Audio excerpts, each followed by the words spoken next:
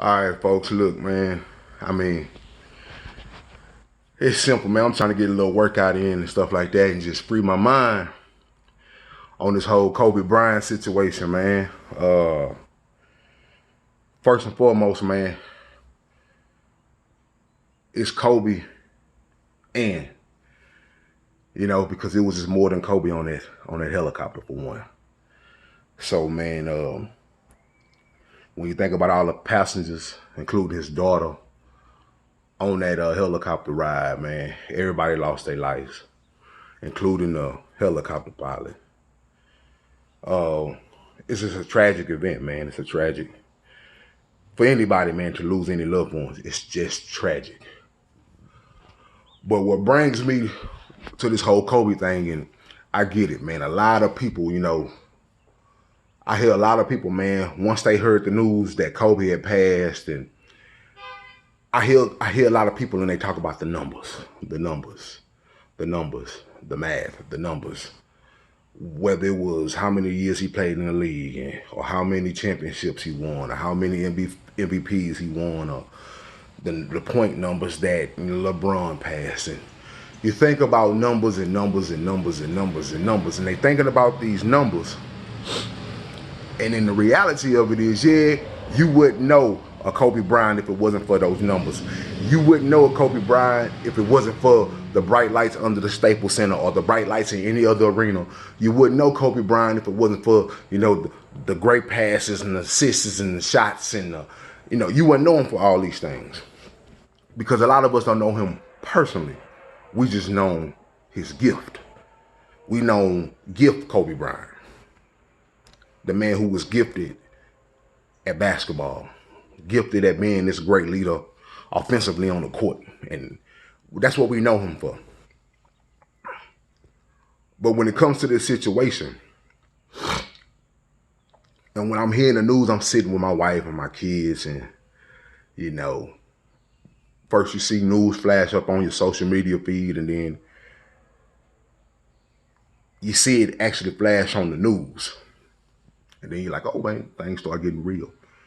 And when I hear the news, it's like, okay, Kobe passed, death is promised. I get it.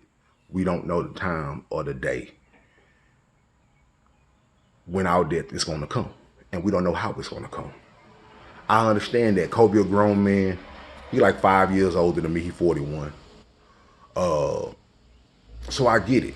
I look at it and I look at him and I look at myself and I'm like, man, if I was to pass at 36 years old, which I hope I don't, I plan on living until I'm 100 and something. But if I was to pass at 36 years old, I lived a good life. I lived a long life. I achieved a lot of things. I haven't achieved everything that I wanted to, but I achieved. And then when I died, or when I die, but I didn't get to put everything in motion and see everything come to fruition like I would want it to.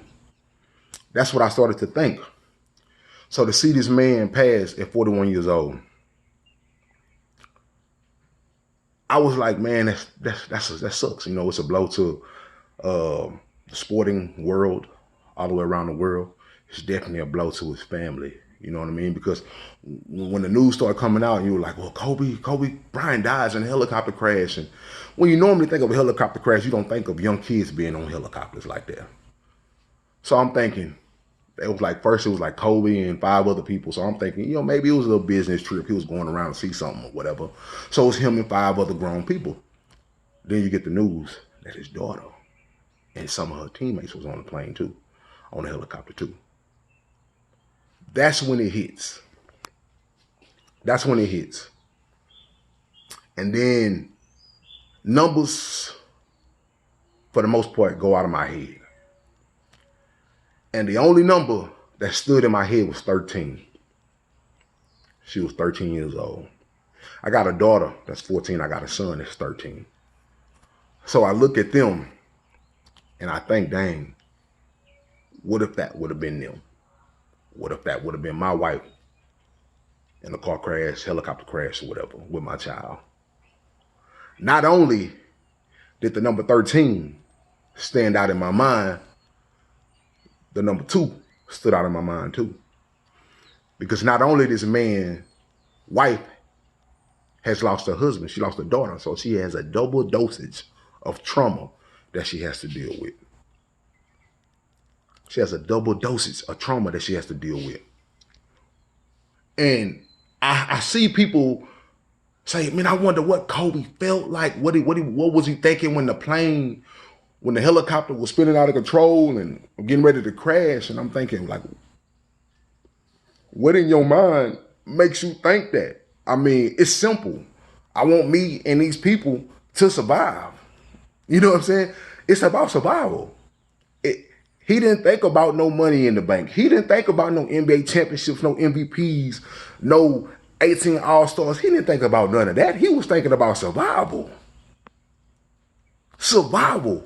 And is this it? Is this what is going down? This is what it's going to be? We don't know that if the plane crashed and he was still living, or if anybody was still living, and then they died as time passed by. We don't know if it was all instant impact and everybody died. We don't know. But when I look at Kobe,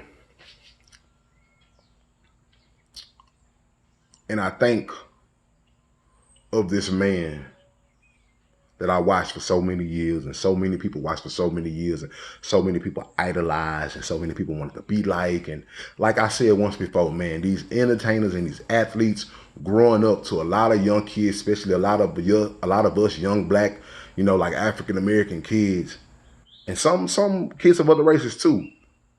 These were like big brothers to us. These were like father figures to us. These people was indirectly like our role models, indirectly that bar, that standard that a lot of people wanted to be. Like, you have to think about it. Look how powerful Kobe was, especially in our community, to where we would ball up. We would ball up trash, paper, and turn around and shoot a jump shot and yell Kobe. We didn't yell Jordan. We didn't yell Grant Hill. We didn't yell Elijah Warren. We didn't yell Shaq. We yelled Kobe. That's how powerful he was to us. Everybody, in most cases, wanted to be like Kobe, or you admired him so much to where you low-key hated him as a fan because he was that damn good. You know what I mean? And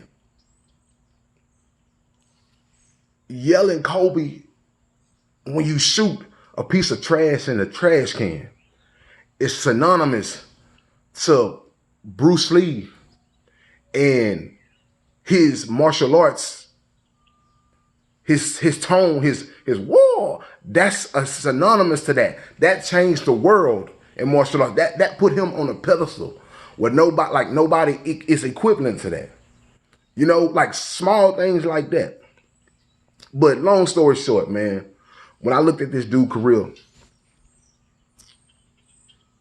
I seen two things in common. I don't want to talk about no numbers, no all-stars, no beefs. A lot of people out here talking about, his life outside the court. I don't want to talk about that. I try to remember people on their high side of life. Yes, nobody's perfect, and I get it, but I'm not here to bash that man at all. That's what I'm not here to do. But I seen two things consistent with that man's life after watching him years and years and years and hearing people talk about him. And that is, as the time went by, he made the best of the opportunities that presented himself. So this is what I want to tell people. That man did not go to sleep Saturday after congratulating LeBron to wake up on Sunday and was thinking he was going to die that day, let alone his daughter was going to die. And all the people that was his friends aboard that helicopter. Nobody thought that. Nobody thought that. So we don't know when our time is coming. And I'm going to keep it 1,000 with people. I see a lot of people, whether they public figures or not, they calling each other and they squashing differences and things due to Kobe dying. I'm not here to push that narrative. You want to know why? Because it's simple. It's just like being at a funeral in your family. People come together under false notions, false contents, and they squash issues falsely due to the situation at hand. 2 weeks after that person in the ground, people back on their same old BS. Because everything was done not genuinely. It was due because of the situation. So I'm not even going to push that issue. But what I am going to push is what you want to do with the time you got left, because we don't know when we checking out, and the opportunities that present themselves to you, and are you going to go and create opportunities for yourself? That's what I got the most out of Kobe's career. He made the most of the opportunities that presented themselves, or he created opportunities for himself with the time that he had. And this man died at 41. His daughter died at 13. She didn't even get to experience nothing. 13. So what are you going to do with the time you got left and the opportunities that present yourself? And are you going to make opportunities for yourself with the time you got? Because we not know the time or the place when our day is coming. We don't know. We don't know. And that's what I got from Kobe, man.